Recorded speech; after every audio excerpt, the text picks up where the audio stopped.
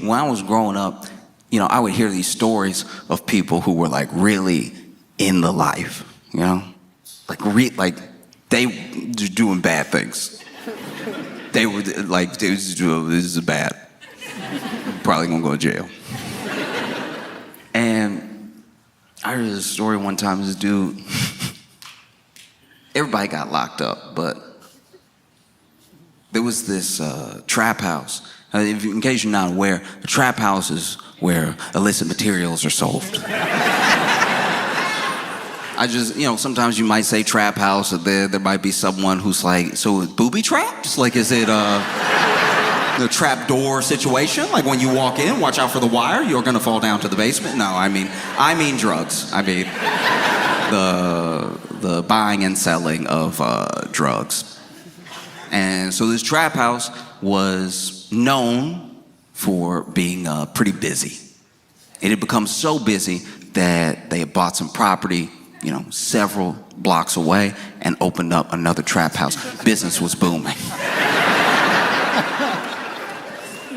Things are going very well. Whenever you are selling so many drugs that you have to buy property, we are entering documentary territory. Most trap houses are really just dudes playing video games until somebody knocks on the door. Like, it's not a busy day, and you gotta stay at trap house the whole time because you don't know when someone might get the itch. And so they opened up another trap house, but this location was not as poppin' for some reason. They must have opened it in a bad neighborhood.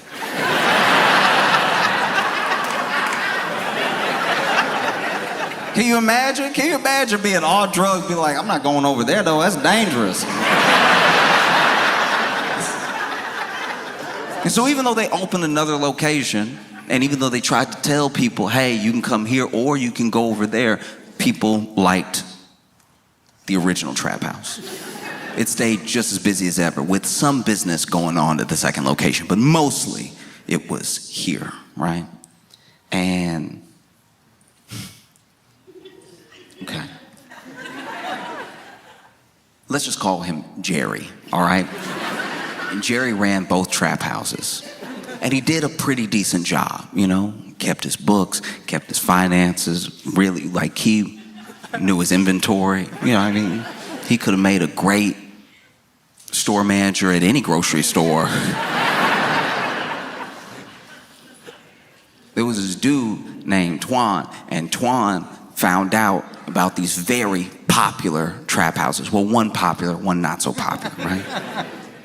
And he made a plan to rob the trap house, the main one, the lucrative one, right?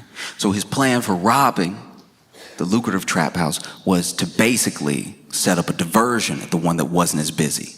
So he basically faked a robbery at the one that was not as busy. He had some guys go over there, bang on the door, act like they had guns, they were about to break in, because he knew it would make everyone call Jerry. Jerry and his boys would go over there, you know.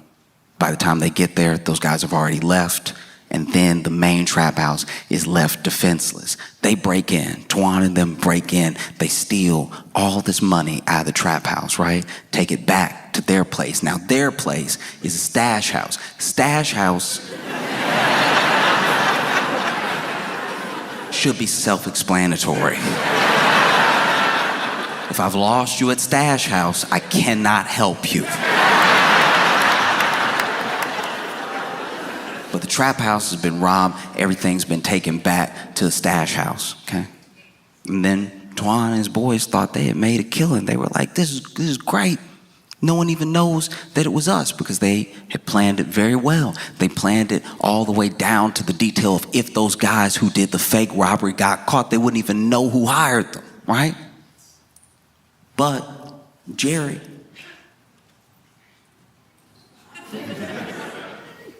no fool. Jerry started asking around, and he could kind of tell that some of these guys were lying, some of these guys weren't lying. He traced everything back to Twan. And so he set up a plan to rob Twan's stash house. To go in there and not just get his stuff back, but take the rest of whatever was in there. And his plan wasn't as meticulous. He just sort of ran up in there with a lot of men and guns. Now, what he did do is he waited. He learned the routine. He learned who would be there when. It took months. And then finally, he was like, we're going to do it on Tuesday. They never paying attention on Tuesday.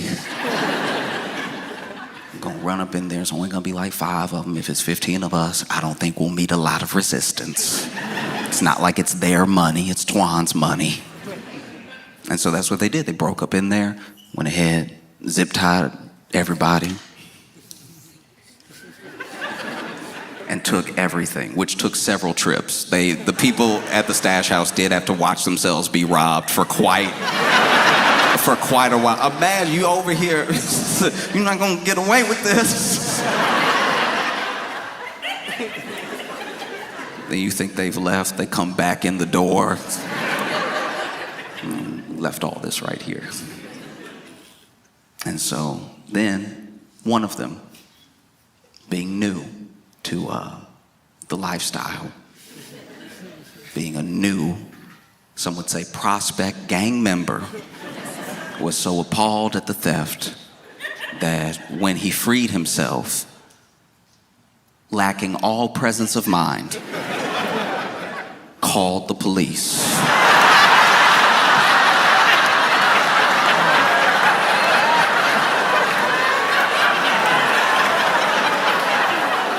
This man called the police. It was like they ran up in there, they had guns and everything. They had a gun in my hands. He's telling all this to 911. They took everything. They took the weed. They took all the money.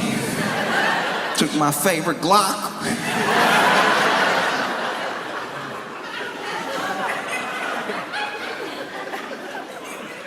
And, some people were duct taped and everything, duct taped over the mouth, zip tied behind everything. So when, as soon as he called 911, he started freeing everybody else. And as soon as he ripped that tape off, they're like, "What is wrong with you? We got to get out of here now." And so then they all left. They all ran up out of there because the police, catching wind that there was a robbery of the stash house, made themselves available immediately. No, they got out in time not to get caught. They got out in time to see the police raiding the stash house from a few doors down. And that's the thing, is like people say, crime doesn't pay, or like criminals are dumb or whatever, but there are some very smart people who, for whatever reason, enter a certain lifestyle, choose to stay there, or maybe it's all that they know. And if criminals were so dumb, they wouldn't be fascinated. We are fascinated by career criminals. We're fascinated by people who do things that aren't just illegal. They have the gall to try to pull something off that has so many different entry points to danger. Like, just in the past few days, the Louvre was robbed.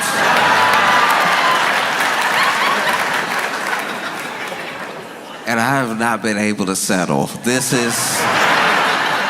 is amazing. Okay, so if you're not familiar with the Louvre or the Louvre or whatever,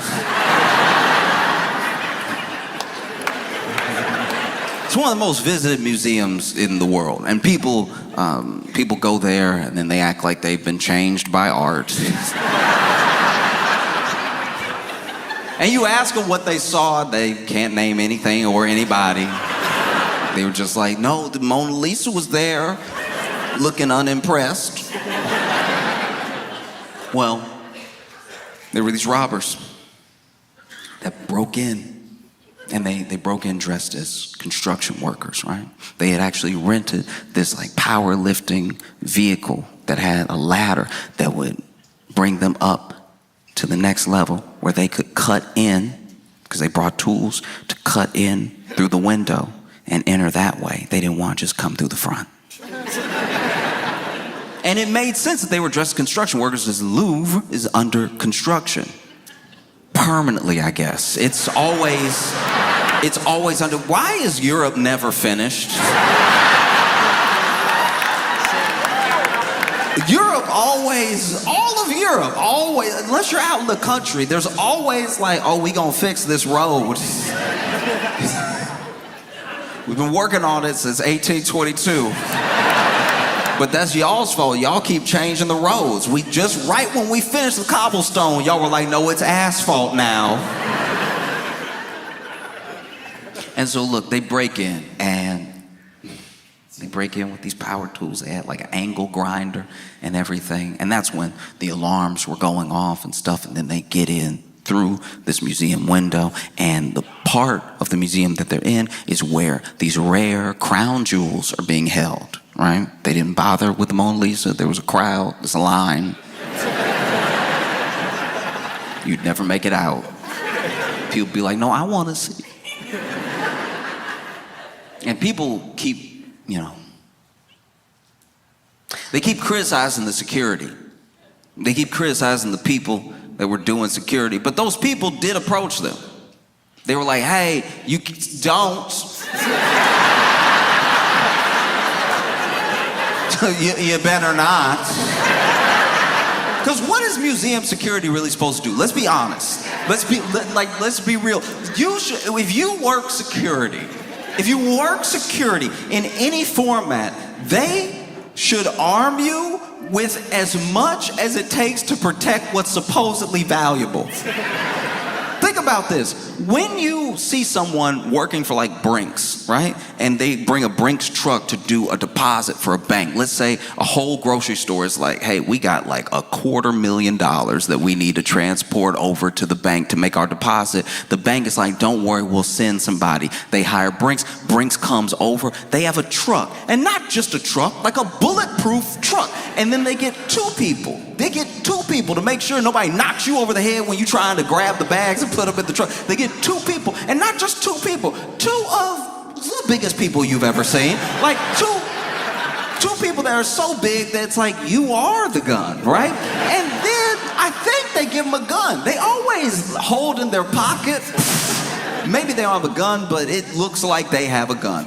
And they don't give them cuffs because they don't plan on taking any prisoners.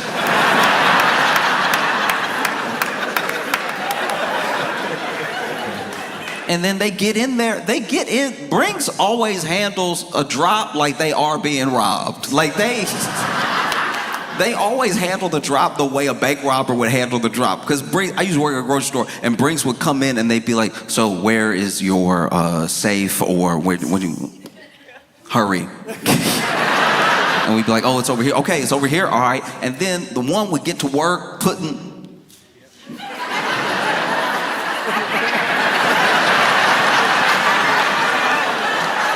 the other one just watching us. I'm ringing people up. I'm putting more money in the till, and they were still like, but you might try anything. I don't know you. And then they would leave, and they'd leave all fast. And then they'd run into the truck, throw everything in the truck, and then they would always peel out a little bit, which made me uncomfortable. One time they came and did a pickup, and I was like, y'all sure that was Brinks? Because they were a little squirrely. But then for some reason, there are times where you're supposed to protect, or you're supposed to hold guard of something, and you're giving less and less resources as you do it. Like, you look at a Brinks security guard, and then you look at like a mall cop. They're like, you get one flashlight. I guess shine it in their eyes or something. If you hit somebody hard enough in the head with it, the glass will break. That's something. But nobody gets done dirtier. Nobody gets done dirtier than museum security. Museum security, not only do they give you nothing, no flashlight, they don't even give you a stapler to hit somebody with. They give you nothing. all they give you is a dress code. They're like, hey, just show up in all black, nobody will mess with you. You show up in a black shirt with a black suit jacket and some black pants and black shoes, people think you John Wick. They won't even approach any of the art. Because truly, what is a museum security guard supposed to do? I go to a lot of museums. I try to go to a museum in every city that I do a show, if I can, right? And I've been in these museums, beautiful art. And then you see, you get a little too close, and you see this thing go off, this like little, you don't even know where the alarm is, but like it'll just, that's the too close alarm. Because it's not like a real alarm, it's just annoying, and it goes off until you back up. So if you're a pointer, I go to a lot of museums with pointers. Everyone I take to a museum love to point. It's like we all three again, and they're like, I like the flap. As soon as you hear, somebody works for the museum, comes over, black everything, with an attitude. Could you not? Ma'am, back up. They love that hair. Back up. Give it a little space. Let the art breathe.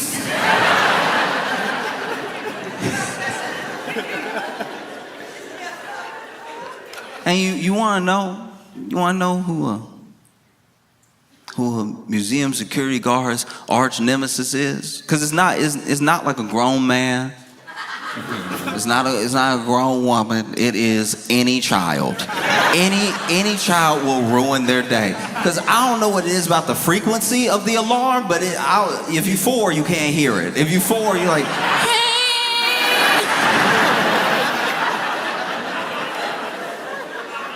I was at this museum one time. This security guard was in a true predicament because this child was out here touching everything. He was touching to the point that it sounded like their alarm was going off to the tune of Mary Had a Little Lamb. And finally, the security guard started like chasing his child around, and not like really chasing him, not like Dennis the Menace chasing him, but just like following them around, hoping to maybe this kid's gonna go back up to their parents or something and be like, can you please hold your child's hand or something, because they've been touching everything. Got applesauce on everything. Because as a security guard, what are you gonna do? You can't grab this kid.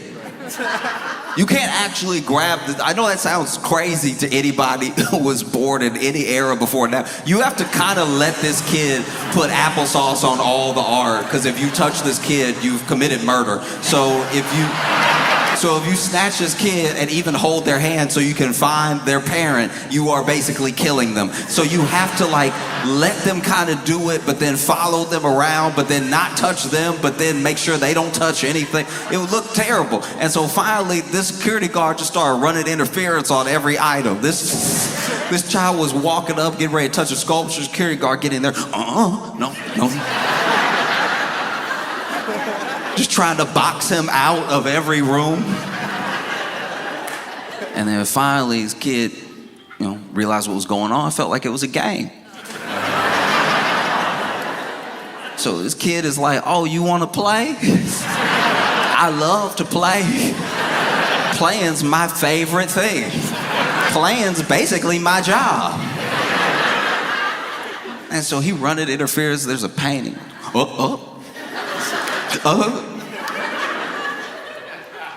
And finally, this kid gets boxed in.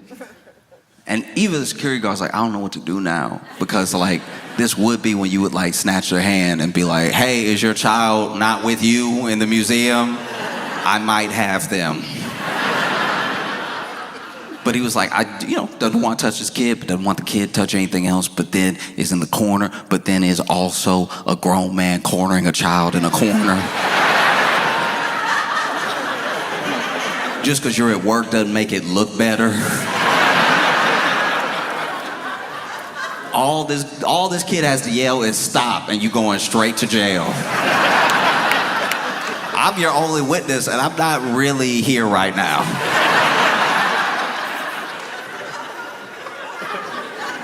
And so this kid boxed it to the corner, and you can see the kids having fun. Kids over here.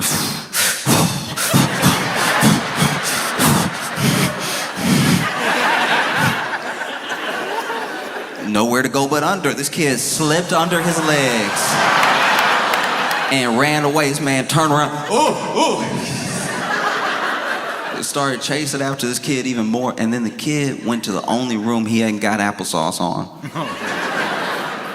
And was next to this painting. I don't really remember who painted this, but it was a huge, huge painting of a ship in a storm.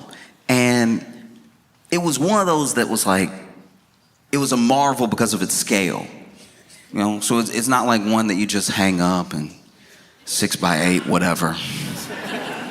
This thing was huge. It took up almost the entire wall, which meant he could definitely reach it. This kid walked up to the painting, and now the whole thing is a game. Touching the stuff's a game, trying not to get caught is a game. This kid's having fun. He thought museums were boring. He's having the time of his life. This kid standing next to the painting. And admittedly, I was also running after them so I could keep watching. I didn't try to help them at all, but I was like, I gotta see the rest of this. Like, what you gonna do? This man gonna run out of breath soon. Security guard gets in the room, huffing and puffing. And he just goes,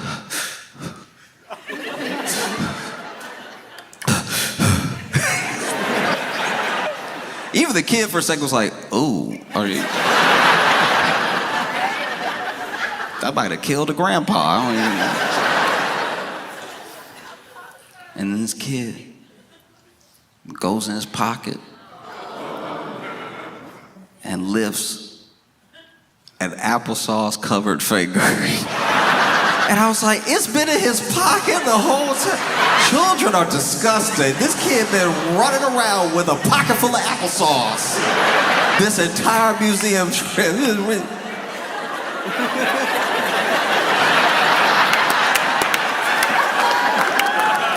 And then Unc running security goes, don't.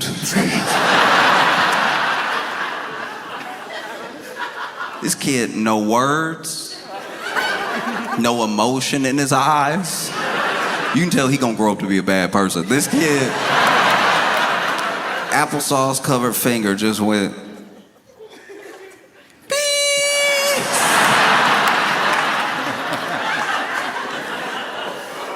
and so if a security guard is defenseless against a child, what do you expect them to do against actual robbers with angle rods that they just used to break into the second floor window? Because the security ran up on them, no, hey, get out of here, none of that. And then they went, vroom, vroom, vroom. Security was like, you know what, let us help you. Everybody out. Everybody out. Everybody get out now. Security made everybody get out but them. Don't you see these men working? Get out.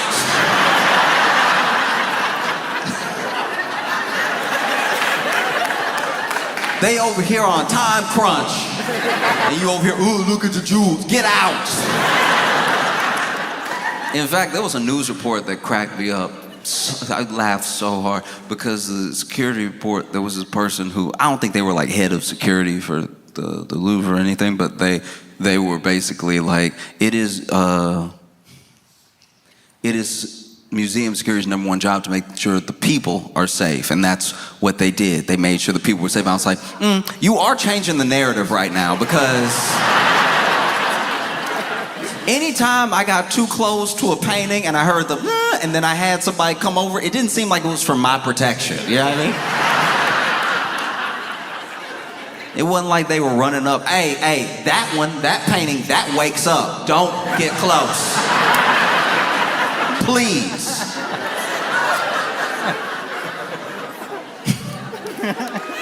And so then, robbers start grabbing everything, grabbing these like, no. Napoleon era empire crown jewels, right? They grabbed so much, they grabbed too much. They actually grabbed so much, they dropped one. They dropped one of the crowns outside. And this is gonna sound dumb. This will sound dumb, so bear with me because I know it's gonna sound dumb, but I don't think it's dumb, all right? I thought, truly, even when I went to museums, for as many museums as I go to, I've been to museums in Europe, I go to museums here, I go to every museum that I can. I thought for certain that when you see something in a museum, that under certain circumstances is a replica. I can tell by your reaction that some of y'all think I'm dumb and some of y'all think what I thought. I'm telling you right now, when I would go to the museum, I would admire the brushstrokes, I'd admire everything, but I would be like, this is the fake one though. Like this has to be the fake one. And I thought that because if you remember, right before 2020 and even after the pandemic, you would have activists that would go to museums. These, climate activists would go to museums and they just throw like tomato soup on supposedly priceless paintings, right? They would go up to like a Van Gogh and be like, blah, and then they glue themselves to the wall or something, and then they would be like, this is why we did this, and you will have to listen to me for as long as it takes to unsuperglue my hand from the wall. Because people who are climate activists feel like no one is listening to the point where the only thing that will get any attention or like stop people for a second to listen to them is just extreme acts that knock you out of whack. You know what I mean? Just things that you go, what? What? They did what? Why did they do that? And then they get to explain. It's like the better version of canvassing. Because they tried to canvass. They really did. Everyone that cares about the climate tried to canvass, and what did you do? You walk by them. They were like, do you have a minute for the planet? And you're like, I'm headed to work, please. I was with a friend one time, and look, I've stopped plenty of times. I can't stop every time. And so they were like, do you have a minute for the planet? And then my buddy was like, nah, we're good, and kept walking, have a good day. And this dude got really bad. This dude canvassed and was like, you on the planet? You don't have a minute for the planet you on? But that was happening a decent amount. There were these supposedly priceless paintings. They were getting vandalized, people throwing Campbell soup on them and everything. So then I was like, surely a museum would not allow Campbell's soup to get thrown on the real one, like the regular one, because the museum was always super chill about it. The museum, they would like throw tomato soup on a Van Gogh and the museum would be like, stuff happens, we gonna get it off.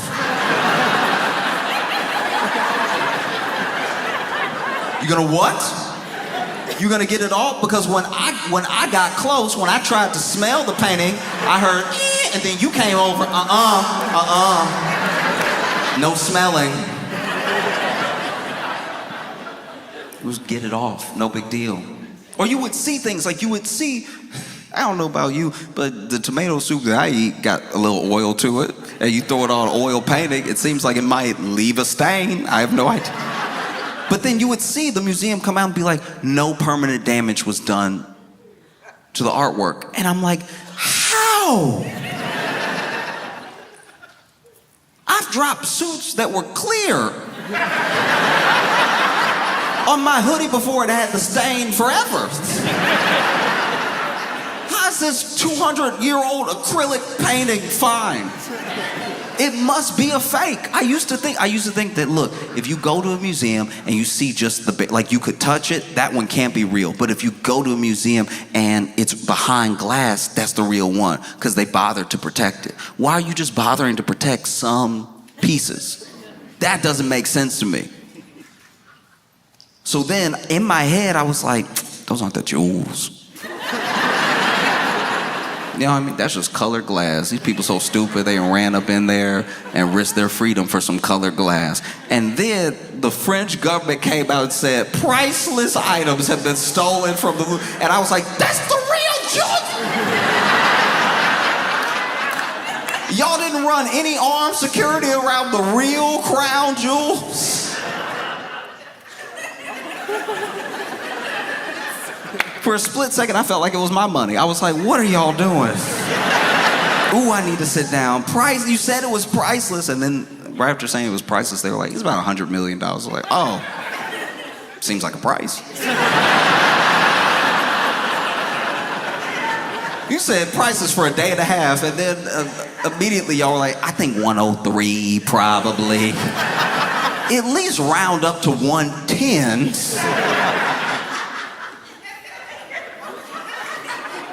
And then, in my opinion, museum handled it wrong. You know, they were over here freaking out.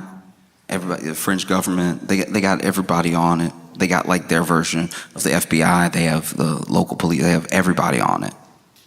They plastered all the jewels that were missing all over international news and everything.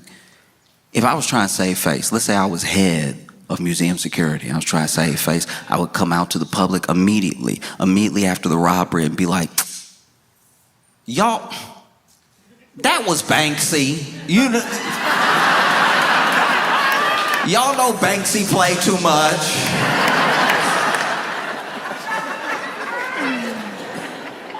But this is where I wish that they had done a better job of being creative, being inventive. You know, you've just been robbed, one of the boldest robberies that we've seen.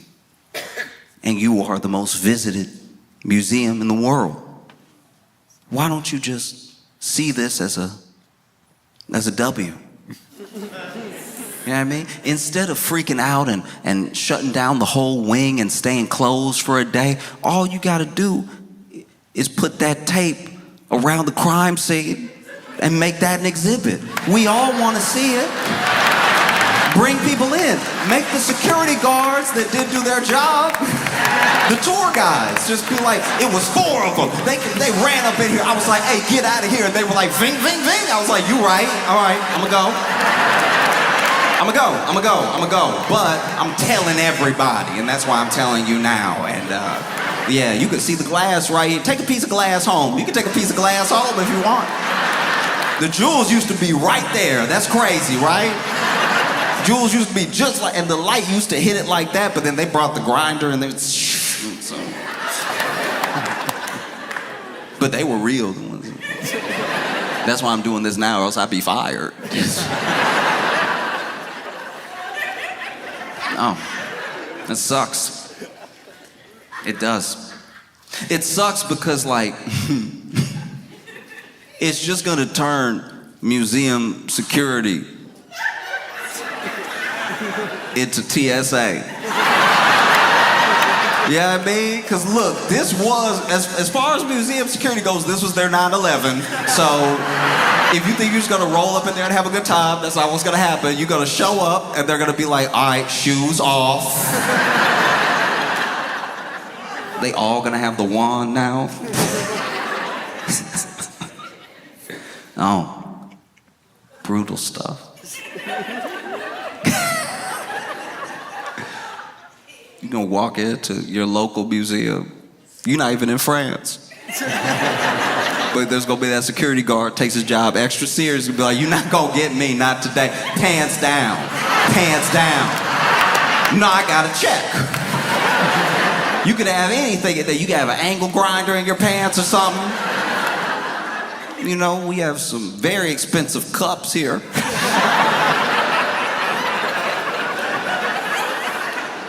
I love a tour guide at a museum because then they'll tell you how expensive something is.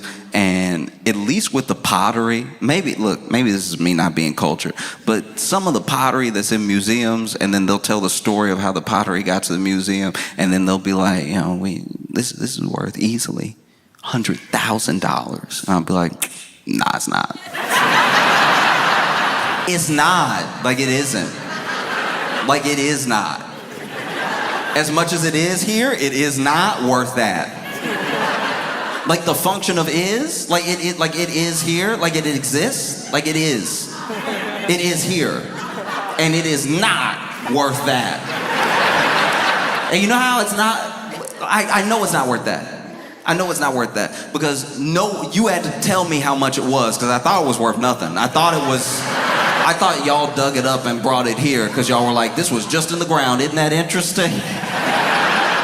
I bet you people aren't leaning over the register at the gift shop being like, how much was that clay cup? I only have 50,000 on me. Dang. I would have loved that clay cup that looked like a caveman did it. Because I need to be clear here. I'm not just trying to be rude. The one that I'm talking about, it wasn't like some beautiful African art. It wasn't like a Greek pot or something that was painted with a story on it. It just looked lumpy. It just looked lumpy to the point where I was like, even when they drank out of this, there's no way they got the water on a consistent basis.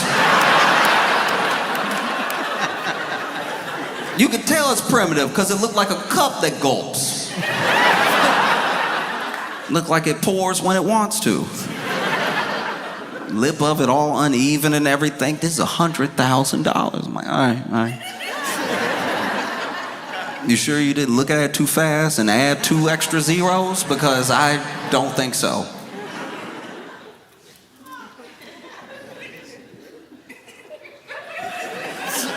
There was a guy. There was a really rich guy, apparently. I don't know. I don't know him, but everybody was saying how rich he was. And he got on the Instagram to actually physically cry about the crown jewels being stolen. And he gave this whole speech about how, like, the robbers, because there's this assumption that the robbers aren't gonna be able to just sell the jewels they stole as is.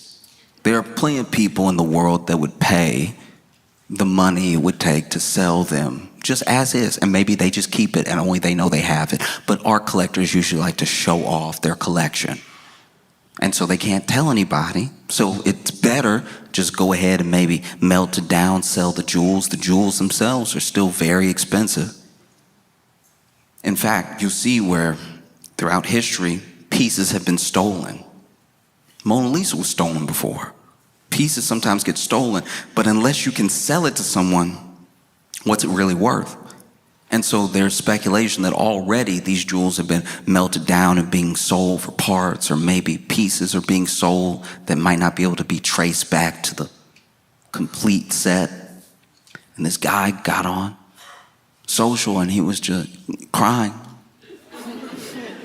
Dude had to be in his like 50s, something like that, and he was like,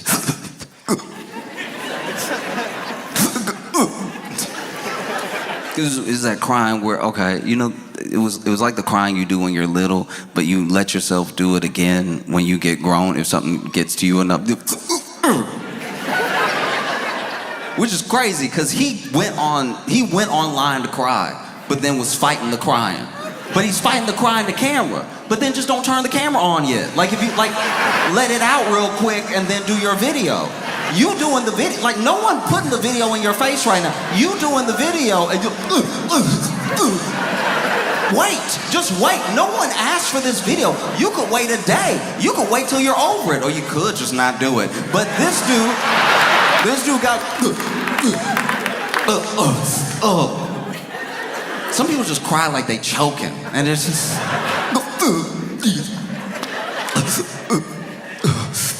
And then he said a bunch of stuff, and he did say it in French. I don't speak French, so I'm gonna paraphrase from what everybody said he was saying. But I know he said some of this because a lot of people said he said it, and then I know there's some of it that might be like editorialized on what he said, because I don't know if he said that because I don't speak any French. And then also he didn't even say what he said in French well, because he was crying through the whole thing.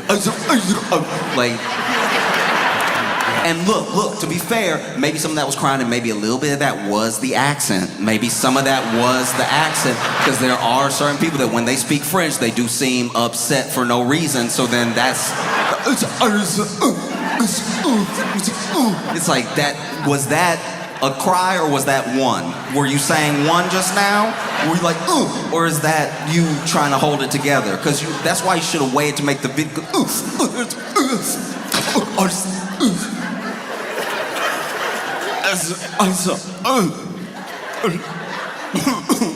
That's a cry. That was not French. That one. And what this dude basically said was that you didn't just steal from the Louvre. You stole from the French people.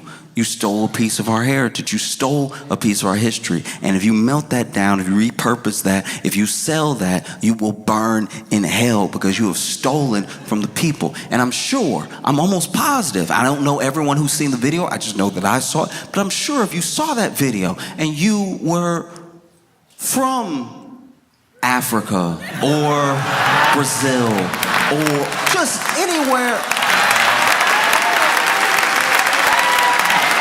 I'm sure you watched it and you were like,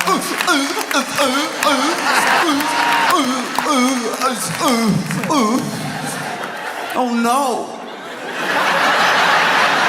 Someone stole a piece of your heritage?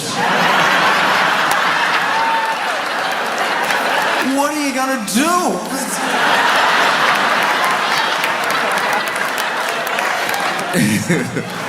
Someone in Sri Lanka is like, not France. No. What are you gonna do? And look, I can understand if you are from some of those other countries, if you're from like an African country or something like that, if you're from Haiti and you see this thing, that you might be like, oh no, not the Louvre. They have our stuff too. Did they steal our stuff? Now it's gonna be harder to find, because that's also what was there. So now, oh no. Someone stole it, you know? I just love the story so much. I love the robbers. Cause look, cause they even showed up. They weren't just dressed in a construction outfit. They had on the, you know what I mean, the thing, mask and top and bottom. You know, they were wearing the baklava.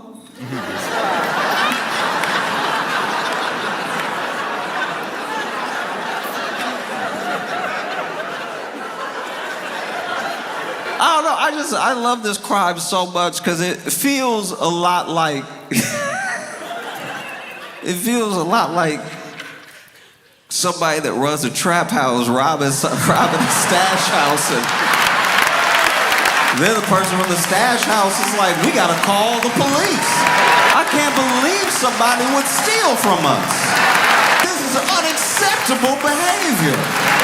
We stole all this stuff fair and square. This was ours. And then they took it from us in an act of injustice.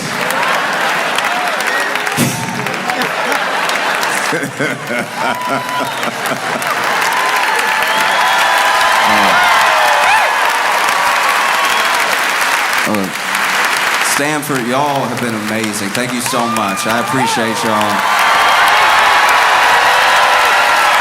I hope you have a phenomenal time. Hey friends, I was actually off the road last weekend, so we're still dropping an unreleased set, but stay tuned afterwards because I'm going to be answering some of your questions from the internet. And if you have other questions that I don't get to, you can drop them in the comments.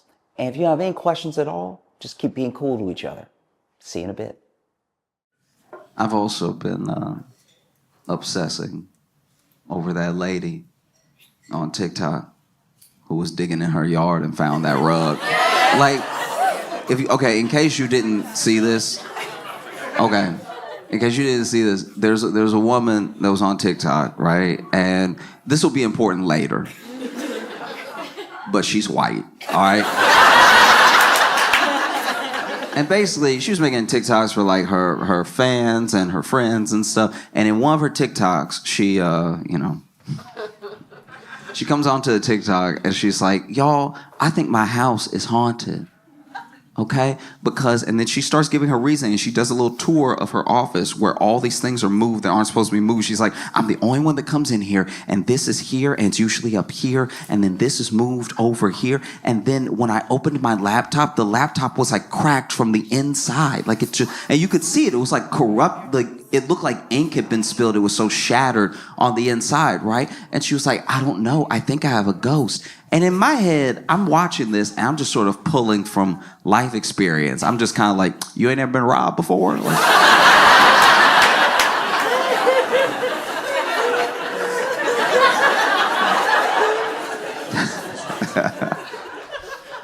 And so then, another TikTok she makes after that is she's digging in her yard. I think they're moving a fence or something. And then they hit something. And then they look at what they hit.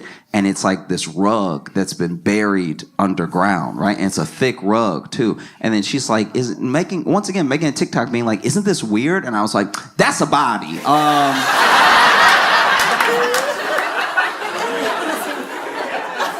That's clearly a body, okay? And then this is the thing. When it comes to every person has different speeds that they operate at, right? You catch them on one day, they might react to you a certain way, another day a certain way. But some people do have like defaults, right? So one thing that's happened in the last like 4 years especially is that anytime a white woman's talking, we jump to Karen pretty quick, right? Like, there's Karens out there, but then sometimes someone will just have a menu and be like, does this one have gluten? And we're like, Karen! Like, that's... It's appropriate when it's appropriate, it's not appropriate when it's not appropriate, right? But for everything, there is its opposite, okay? And I think that for us, we do need to start talking about the complete opposite, because we all know this person. We all know the white woman who doesn't want to make a big deal out of anything. We've all met this person. She could literally be on fire. And she's like, y'all, I'm just warm. Like, no. You are in danger, Bethany. Let us help you.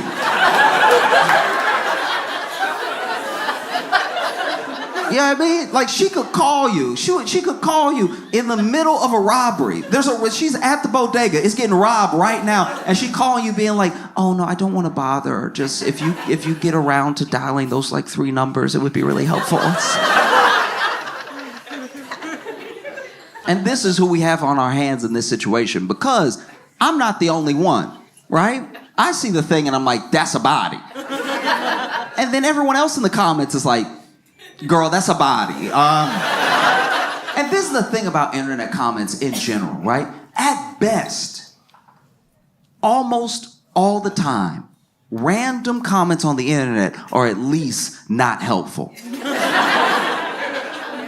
They're at least not doing anything for you when you read them, or when you posted them, they're not actually good feedback. I mean, like, it happens a lot, especially because the internet's just out for everybody, Especially on a place like TikTok. People stumble onto your stuff and then they just comment on it, whatever they think. It might have nothing to do with what you're talking about, Like, as an example, years ago, I bought some nunchucks.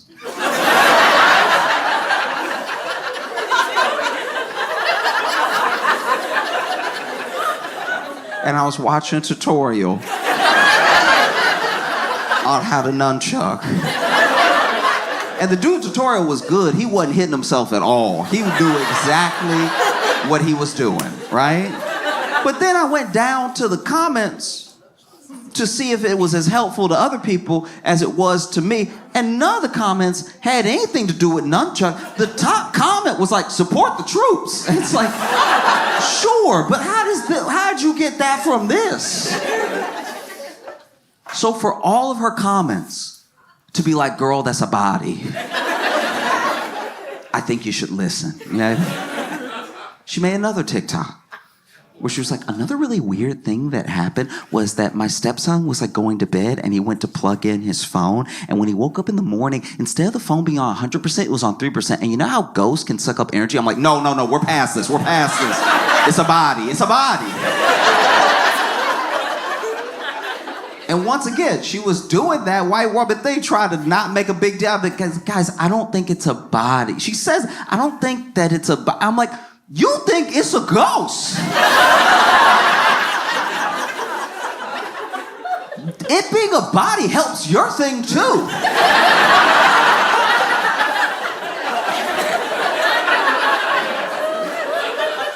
Every ghost used to have a body.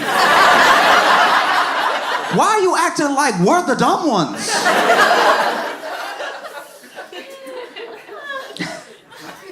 And so then she makes another TikTok where she's like, okay, y'all, I called the police.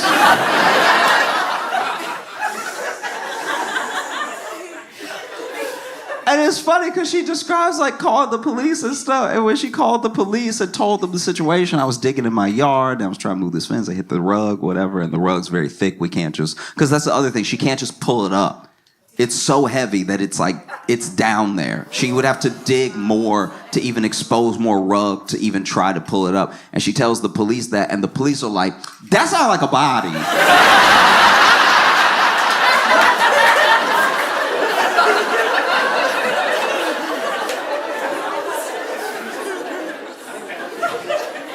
And so the police come out, right? And I am not a cop. I don't know how police work actually works. I don't know what procedure is or anything. All I know is what I saw in the video, because she was also making a TikTok out of the police coming and checking out the hole. And the police, when they got there, I don't know what exactly they were doing, but they were doing that thing where, you know, like when they have their hands in their vest?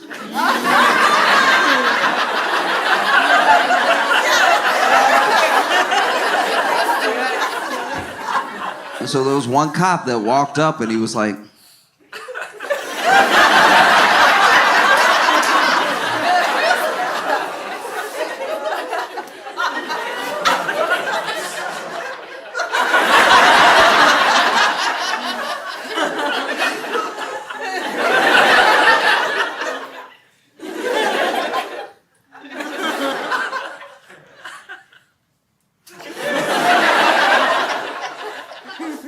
that might be a body.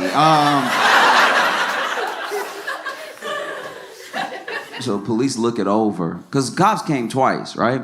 Police look it over. Then, part is fuzzy. I don't know what actually happened linking these two things. I don't know if the police said this to her before they left, or if they called later and told her this, but basically they were like, look, it's a hole. I get that you're invested and that it's the rug, but we don't have the resources to just like do some big dig in your backyard for a case that's like not an open case or anything. There's not like some missing person or something. So we just, if you want to dig,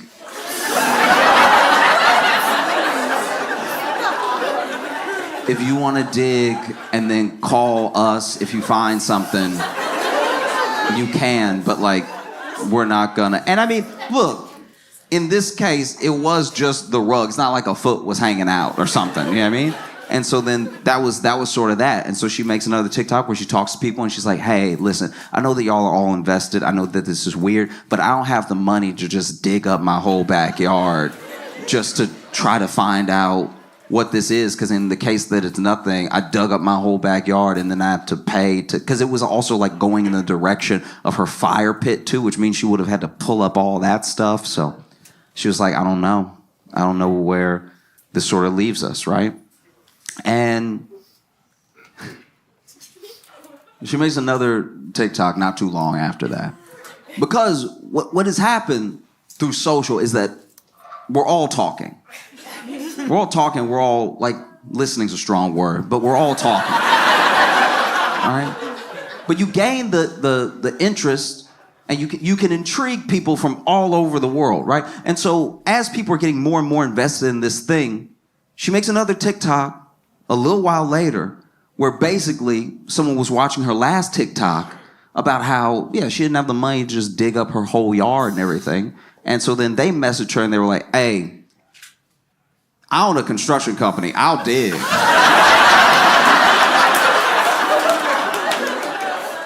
I will not be left on a cliffhanger, all right? Digging is what I do. And so then, you know, the next TikTok is her basically being like, hey, this person with this construction company said that they would come over and dig and help me figure it out and everything. So go ahead and tune back in, 4:30 Eastern Standard Time. I'm going to go live and we'll find out together. This is what's really jarring about that, right? Is that TV used to be TV. You used to get your entertainment from TV, and TV was a thing. You used to buy the TV and know that all the TV would happen on TV. But now, slowly, over time, we're TV. Whether we mean to be or not.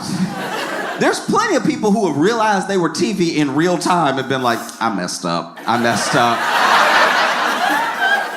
I did not want to be TV today.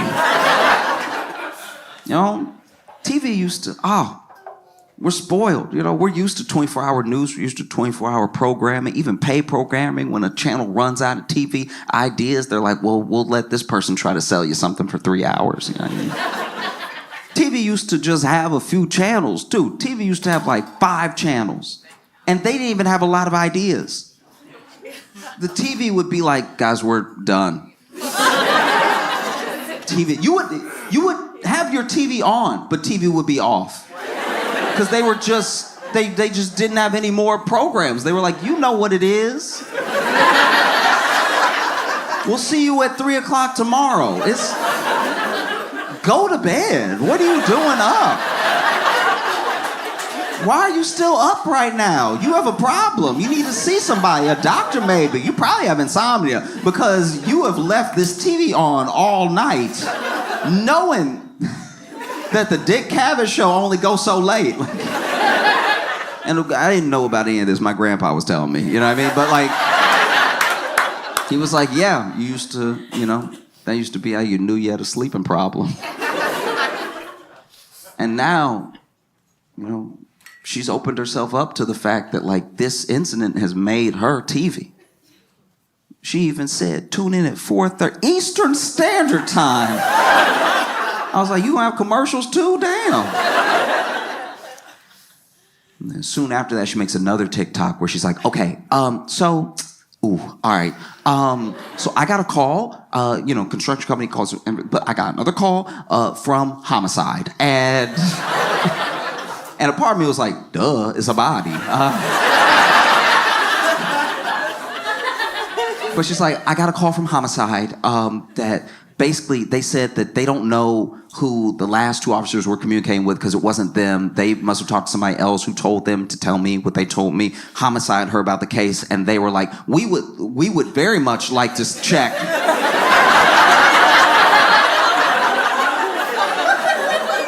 That's like our whole job, to check if that's a body.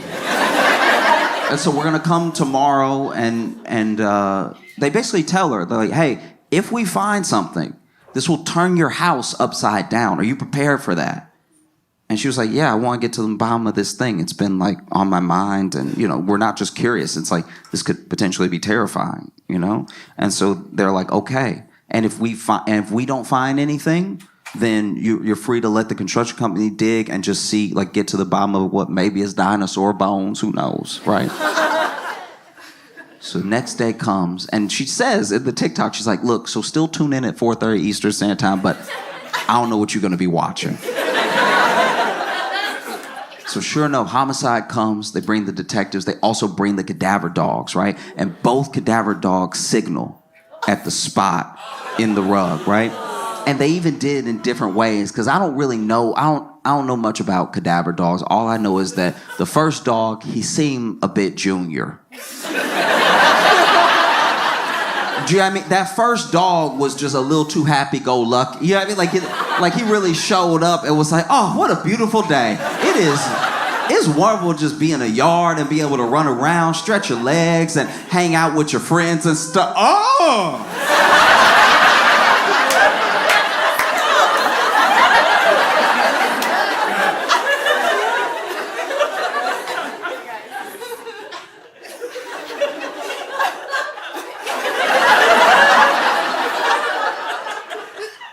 Y'all,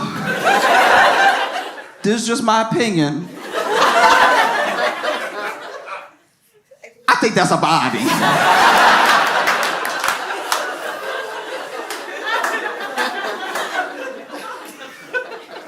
Second dog comes out, must have been more senior dog. They must bring 2 just to make triple sure, you know what I mean? Because second dog comes out much calmer, at least to me. Just, had more of a dignified gait to his walk. Walking around.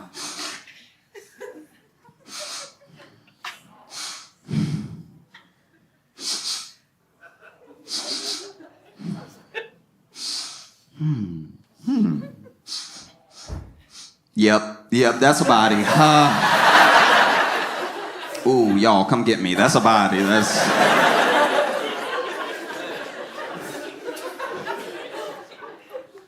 And it's got to be tough. It's got to be tough to be like a police dog because you don't know you have a job.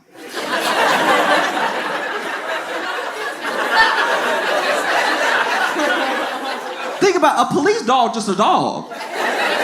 They think they're chilling. They think their life is normal. They only have like wild reactions once in a while, you know? Like I wonder what it would be like to take a police dog to like just the dog park. Have him converse with other dogs and stuff. Running around. That house dog is like, hey, how you doing? Looking good, you know. I love a pup in uniform. Oh, this? Oh, yeah. I wear it all the time. That was, you know, you come to this park often? Oh, yeah, every day. Every day, me and my pal come here, and then, you know, we lets me run around, and then we walk home, and then he feeds me treats, and I take a nap, and the police dog's like, nap? What's that? Oh, you know when you just get tired and you fall asleep whenever you want. And it's like, okay, must be nice. You know, and you said your owner gives you treats. What kind of treats? House dog's like, oh, all the treats. It's incredible. I get like the beef treats and the chicken treats. I go crazy for the tuna treats. I try to play it cool, but I can't. They're too good. You know, sometimes I'll play hard to get, but then I'm a sucker for the tuna treats. Do you get treats? And police dog's like, yeah, I get treats all the time. What kind of treats do you get? Police dog's like, mostly cocaine.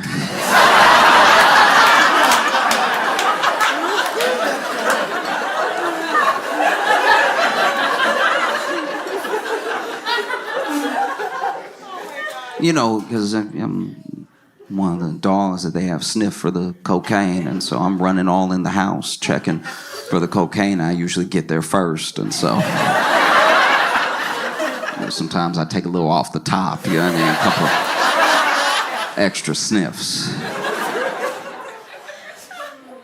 You know, it's gotta be wild. It's gotta be wild to think as a police dog, you're just going for a walk. And they're like, smell this. Oh, okay. See what else smells like this out here. You're like, oh, all right. You just on nice stride, you know, running with your pal, and then out of nowhere you're like, something over here smells like, oh my gosh, that's a body.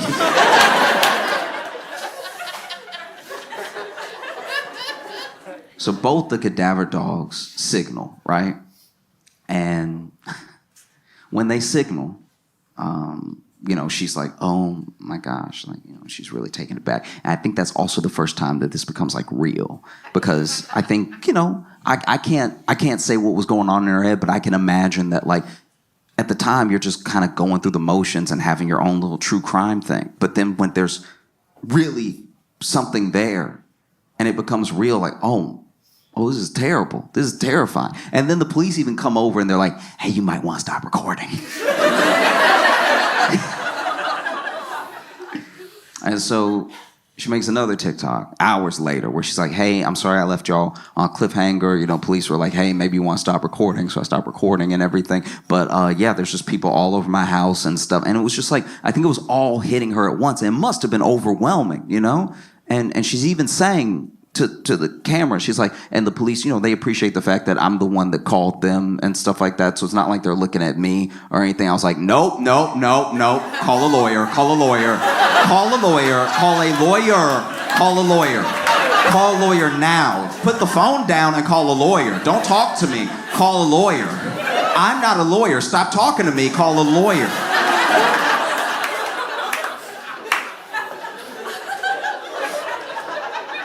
That's a lot to assume.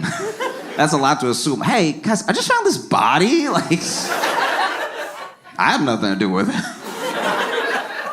You know? And it's got to be tough.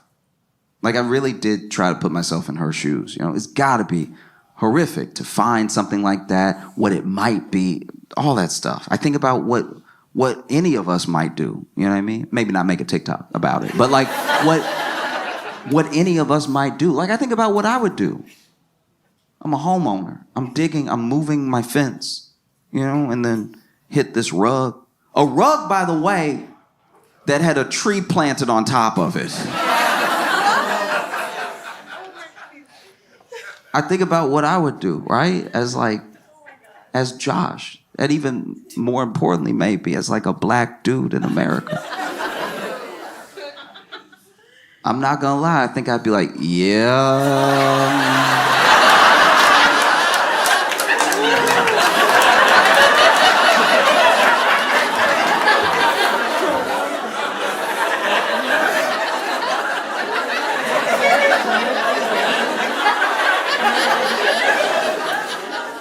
I didn't kill him. You know? So then they like properly excavate and they do a whole dig and it turns out it's not a body. Isn't it weird to be disappointed?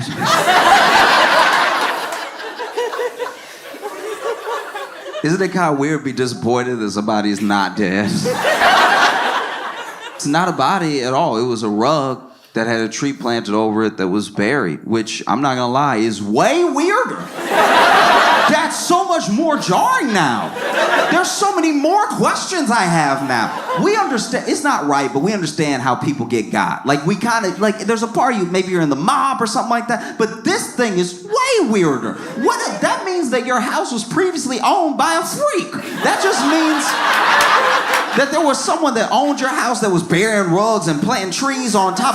What else were they doing? Licking banisters? What goes through the mind of somebody who buried? What kind of witchcraft is that?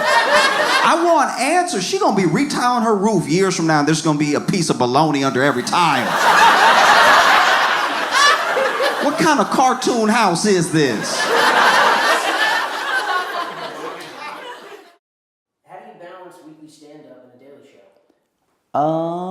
You know, I work at Daily Show Monday through Thursday, and then we go on the road Friday, Saturday, and sometimes Sunday.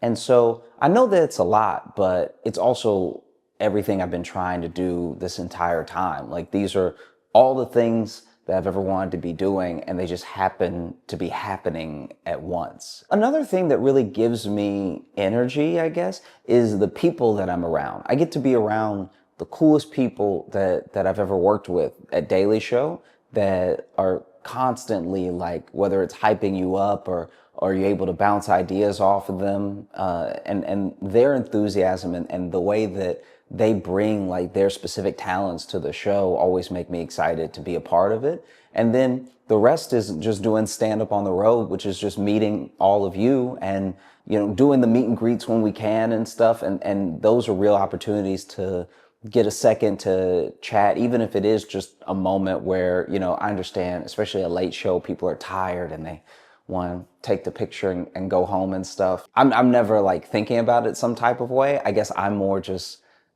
so excited to meet the people who enjoy what I'm doing, you know, because sometimes you are creating these things online and it's very easy to see a number of likes or a little ticker go up. And while those things carry their own sort of excitement of like, oh, that's cool that people are watching, it's not until you meet the people that are watching that you get a real sense of what's going on. And so I don't know, if I'm being honest, if I've thought about balance yet or anything. You know, I sneak in my naps when I can, and one day I will find time to sleep. But sometimes I will say I don't realize I'm asleep. I have definitely woken up and not been sure when I was sleeping. So I guess I get enough sleep. How do you take care of your mental health?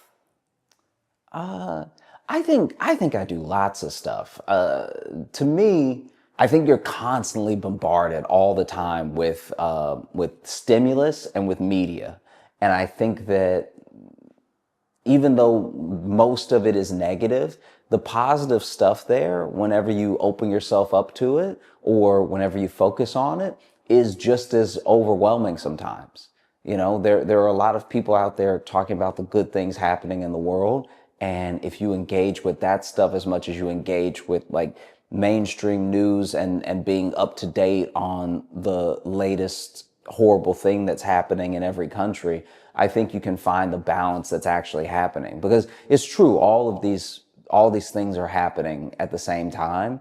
And I don't know. I think that centers me sometimes, that like as many bad things as there are that are happening, there's so many instances of us seeing like the good in people and the good in the world and stuff. And so that helps me take care of myself. I have people that I will sometimes message if I'm having a rough time, for any number of reasons, you know, just having those people really help. I think that therapy as well. Therapy, depending on your version of it and what you found helps you the most, I guess depends on how often you lean on it. And so, yeah, I think therapy, I think engaging in as much positive media as I can.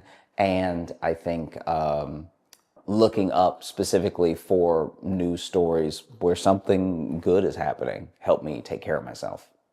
Why are your tickets $400? They are not. They're not. I cannot say this enough how much they are not. And because of how social works as well, no matter how many times you post that they're not, it may not reach the people who saw the thing. You know what I mean? Like we're all just missing each other because they're not at all. One of the reasons that you might see $400 tickets to my show are resellers. So I am trying to make sure everybody can come to the show. I'm trying to make sure that all the tickets are affordable, right? But if someone buys up a bunch of tickets and then they go to the secondary market and they wait until the show is sold out and then they try to sell it to people who want to come to the show but missed it, they're going to charge whatever they think they can get, right? So while it's $400 in this economy, $400. I am not asking that of anybody. $400 is too much money, okay? I can't sing. Yeah, I mean, like we're not talking about tickets to like somebody who can do backflips or something like that. Resellers are charging these astronomical prices, which is why I tell people to join my email list. If you join my email list, I will let you know when I add shows. I'll also let you know when shows are happening. You'll also get access to pre-sale in some of the markets because we try to email everyone out. There's a whole thing that I'm learning about how like venue have pre-sale tickets and days, and everybody has a certain amount of tickets that they're allowed and stuff like that. But as soon as we can go to you with the ticket, we try to go straight to you. So that way the email is coming from me and then you can get the ticket at its intended price, and we completely cut resellers out of it. Sometimes I even lose words for how best to describe how bad of a thing this reselling is, because it cheats you out of money and it cheats a lot of people out of an experience, you know? Because let's just, for the sake of argument, say the reseller buys my ticket and they're charging $2,000. And then people are like, Josh, love you, nice little quips, nice little witty jokes online, but $2,000, no. Now, somebody who was willing to pay the like $35, $45 that I was charging for the show doesn't get to come. And then this reseller is blocking people from having a good time at the show, you know? So my tickets are not $400. If you see that, you know, not only don't you buy it, but also feel free to warn other people, hey, this thing is not real, you know? So hopefully I've spoken about it well. Hopefully. Where is your hour-long Netflix special? It doesn't exist, but I think maybe it could one day. We'll see. The reason I do stand-up is to connect with the people that I'm doing stand-up for. And that's been happening through social, through YouTube, through like live performance as well. So I feel like the connection is there, and it's getting stronger, and it's growing. And so I don't concern myself as much with like, oh, when are we going to get this thing, or can we get this person on the phone or something? Because to me, all things happen as they're supposed to in the right time. And so if there is a day that comes that I have an hour-long Netflix special, then the day that that comes will be the day that it comes out. Until then, I'm having a great time posting and writing as much as I can, and just sort of putting that stuff out there. Can you go deeper into your writing slash performing process? Yeah, so I guess I don't know. I could talk about it all day. So I'll try to give like some bullet points. I think when you're writing about anything, in my experience, I think taking the things that you find funny about them and the things that you find interesting about them and believing in them are going to be ways that you connect people to the thing it is that you're talking about. Not everything is interesting, and maybe everything can't be made interesting by a specific person. But I think if there's any like gold that you actually find in something, someone else will connect with that. I think the missing connective tissue sometimes is belief in the thing that you're talking about, and it's in a full understanding of what you're trying to say. And so whenever I'm writing anything, I'm trying to make sure that I'm fully distilling the idea down enough that if you don't know me, and if you don't know what I'm like, and if you've maybe even never watched stand-up before, you'll still get what I'm trying to say. And I think that that is one of the main things I look for in what I'm talking about and how long I want to talk about it. And then I think that sort of all of life informs other pieces of it. So if I may be talking about one thing that has nothing to do with any of the other topics I bring up in my mind while well, let me see, now I'm rambling. Hold on. If you choose a topic to talk about, right, it may seem incredibly isolated. It may seem like one of its kind. But because of how long humans have been around, and because we have cyclical behavior, it's not. So no matter what the thing is, there's something like it that has happened before, even if it's only in spirit. And so I think that as soon as you pick something to talk about, you can find things that are similar to that thing, that maybe someone might not understand thing A that you're talking about, but they've experienced thing B. And if thing B is a universal enough experience and you link it back to A, then I think that you can in turn at least give people the option of seeing what you're trying to say. And that's just one way to do it. I think that the other way is like take the thing that is your topic that's most important to you and breaking it down on every level. At some point with those layers, people will start to see what you mean. Whether or not they agree is like completely up to them. And luckily for stand-up, you don't really need anyone to agree with you. You just need them to be enjoying what you're saying and find it funny. Some things that we find funny are because of agreement, and some things that we find funny is because of the absurdity of it and how much we disagree. And so I think that in those ways, you don't really need to have the way a lawyer does an iron tight argument. You more just need to have all of your points built out and know exactly what you're trying to convey. And then that will be the link between you and the people that you're sharing with. I think that, yeah. Thanks so much for watching. I appreciate you so much. I look forward to seeing you on the road when I come to your city. Make sure to join the email list. It's at joshjohnsoncomedy.com. And I look forward to making more videos for you in the future. You know, I really love what I'm doing right now, and you're part of why I love it so much. Yeah. Till next week. So when I swing my legs, are you getting that? No. Oh, you're not? Okay. That would be my undoing, because they're nowhere near. And it's like, it's hard to take a man seriously when they're swinging like this, because it's a natural thing. Like if they were on the ground, they would be planted enough that it wouldn't be a big deal. But because they're so free, because my knees are really off the edge, there is a dangle that's not only a bit dainty, it's a bit whimsical too. It's not the right vibe to try to be. The shoes are also Velcro too, so that. Yeah, okay. These actually aren't my normal shoes. I wore these because I lost my shoes. And so I'm still looking for my real shoes. But then until then, I have these on, and everyone has been looking at me like I need help.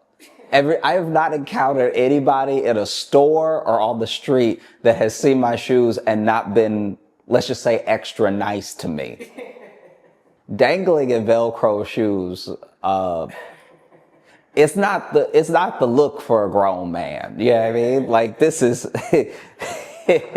when I tell you, I'm positive that this is like a walking ick. Yeah, like this is bad. So I was also not happy about it, because I literally asked my girlfriend, "Hey, do you know where my shoes are?" Which is one of the most insane questions you can hit a person with, because your shoes should have been left by you somewhere nearby. But I did not know where my shoes were, and I haven't worn these in maybe a year. I don't even know where they came from.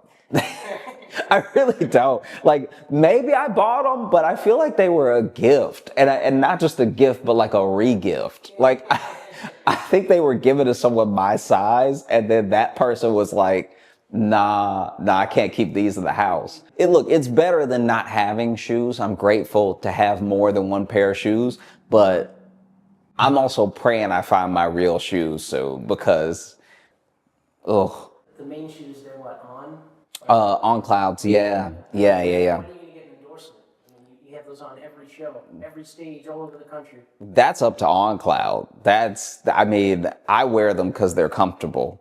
But an endorsement would be nice. That would definitely buy some more OnClouds. Yeah, they might as well endorse me. I would just give the money back to them almost immediately in OnClouds.